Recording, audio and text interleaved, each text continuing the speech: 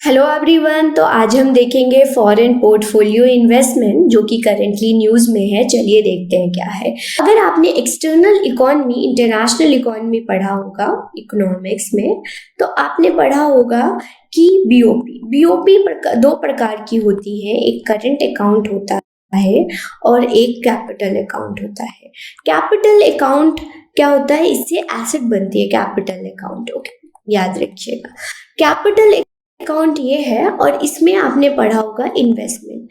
तो investment student दो प्रकार के होते हैं। एक आपका बीओपी इन्वेस्टमेंट, एक आपका होता है एफडीआई और एक होता है एफपीआई।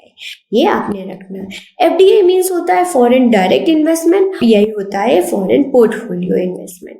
तो ये करेंटली न्यूज़ में है कि जो सेबी है, जो एनआरआई और जो ओवरसीज सिटीजन ऑफ इंडिया है, वो पार्टिसिपेशन कर रहे हैं हमारे एफडीआई में।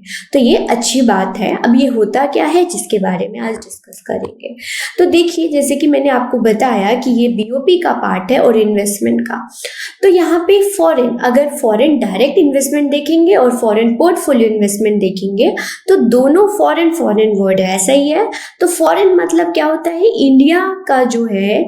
इंडिया का सिटीजन वो इंडिया में इन्वेस्टमेंट ना करके किसी यूएसए में कर रहे हैं, तो क्या होगा, यूएसए के लिए वो फॉरेन इन्वेस्टमेंट डायरेक्ट हो सकता है या फॉरेन पोर्टफोलियो है। या यूएसए का सिटीजन यूएसए में ना करके इंडिया में कर रहा है, तो इंडिया के लिए क्या होगा, या तो फॉरेन पोर्टफोलियो इन्वेस्टमेंट होगा या फॉरेन डायरेक्ट इन्वेस्टमेंट होगा। तो यहाँ पे देख रहे हैं country outside their own country के अलावा किसी और कंट्री में इन्वेस्टमेंट कर रहे हैं, तो वो हो जाता है फॉरेन पोर्टफोलियो भी हो सकता है, फॉरेन डायरेक्ट भी हो सकता है। तो अब इन दोनों में क्या डिफरेंस है। पोर्टफोलियो होता है, यहाँ पे समझते हैं, पोर्टफोलियो मतलब होता है रिस्क को डाइवर्सिफाई कर दो। रिस्क को डाइवर्सिफाई मतलब कि आप क्या कर रहे हो, रिटर्न्स आपको लगता है आ भी सकता है नहीं भी आ सकता, तो ये रिस्क के चांसेस है। तो रिस्क को आप डाइवर्सिफाई करते हो कि कहीं से तो रिटर्न आएगी, तो ये होता है। ओके, और ये शॉर्ट टर्म के लिए इन्वेस्टमेंट, जहां पे रिटर्न दिखेगा वहां इन्वेस्टमेंट करेंगे और जहां पे रिटर्न्स नहीं करेंगे। कोई किस चीज में इन्वेस्टमेंट, इसके इंस्ट्रूमेंट है stock, bond, mutual fund, derivatives मैंने बहुत अच्छे से समझाया है, आप लोग देख सकते हैं, और फिक्स डिपॉजिट भी। इन सब में अगर इन्वेस्टमेंट करते हैं तो वो पार्ट हो जाता है फॉरेन पोर्टफोलियो इन्वेस्टमेंट। और यहाँ पे क्विक शॉर्ट टर्म रिटर्न चाहिए होता है, जल्दी से जल्दी ज़्यादा रिटर्न चाहिए। अगर आपकी कंट्री में जो भी सिक्योरिटीज प्राइस ज़्यादा है तो आपकी कंट्री में रहेंगे, अदरवाइज वो चले जाएंगे। तो वहाँ पे होता है शॉर्ट टर्म के लिए आते हैं, रिटर्न्स इनकी हाई जाता है। इसको रेगुलेट सेबी के द्वारा किया जाता है, mean security and exchange board of India, जो कि 1998 में आई और 1992 में ये एक्ट बन गई। ओके, एक्ट बन चुकी है। ओके, तो ये स्टैट्यूटरी बॉडी है, ये जो भी होती है सिक्योरिटीज मार्केट में उनको देख रेख करते हैं ये।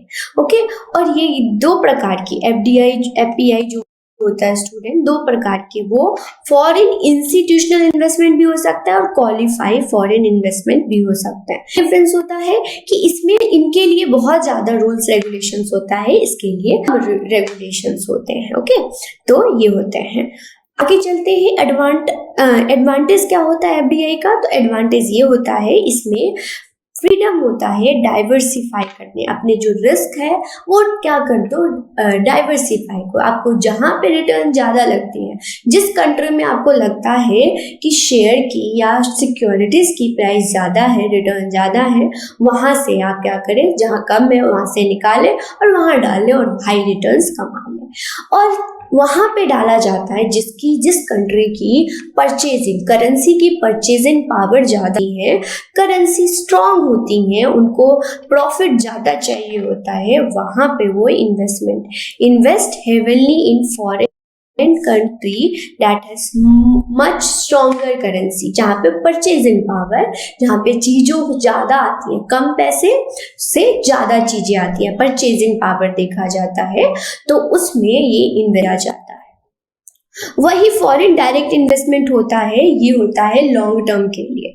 राइट। ये भी किसी भी अपनी कंट्री में कर रहे हैं, मतलब इंडिया में कोई और फॉरेनर हमारी कंट्री में इन्वेस्टमेंट कर रहा है, जैसे कि टेस्ला हो गया, ये सब क्या हो गया है, हमारे फॉरेन डायरेक्ट इन्वेस्टमेंट। और एग्जांपल मैं बताती हूँ, जैसे मैन्युफैक्चरिंग इन्वेस्टमेंट में होगा कि देखिए कि अगर एप्पल ने अपना स्टोर खुलवाया है, कहाँ पे, बैंगलोर में भी, और कहाँ पे, दिल्ली में, तो वो क्या हो जाएगा, एफडीआई में आ जाएगा। कहाँ आ जाएगा, एफडीआई में, क्योंकि मैन्युफैक्चरिंग इन्वेस्टमेंट किया है और लॉन्ग टर्म के लिए आया। और दूसरा ऑनरशिप देखेंगे कि जो आपका वॉलमार्ट है, वॉलमार्ट ने क्या किया, 77% क्या किया, ऑनरशिप लिया है। ऑनरशिप कहाँ पे है, फ्लिपकार्ट में।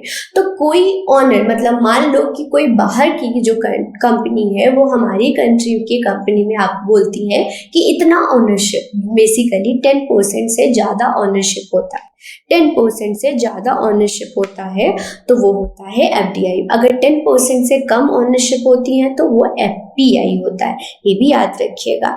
वो ऑनरशिप के थ्रू भी आ सकते हैं या मैन्युफैक्चरिंग करके भी आ सकते हैं। वॉलमार्ट और फ्लिपकार्ट वाला वो है आपका ऑनरशिप एग्जाम्पल, और जो एप्पल ने मैन्युफैक्चर किया है बेंगलुरु और दिल्ली में, तो वो हो जाता है मैन्युफैक्चर इन्वेस्टमेंट। और ये दोनों क्या आते हैं, लॉन्ग टर्म के लिए, शॉर्ट टर्म के लिए नहीं आते।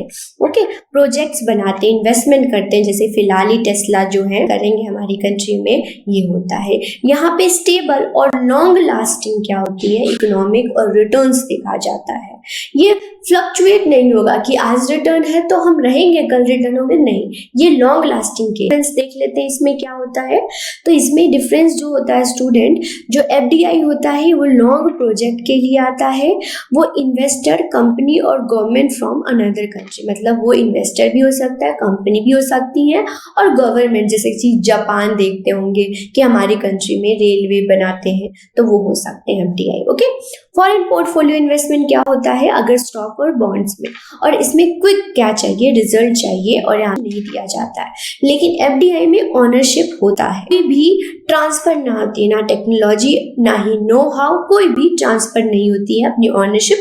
जॉइंट वेंचर होता है, कोई पार्टनर, जैसे कि इसमें मैंने आपको बताया कि मान लो एप्पल आके रिलायंस को कहेगा कि आपके पास पैसा नहीं है तो मैं ऑनरशिप ले लेता हूँ आपकी कंपनी का, मत कीजिएगा, कंपनी का, और फिर क्या हो जाएगा, मेरी इतने हिस्सेदारी।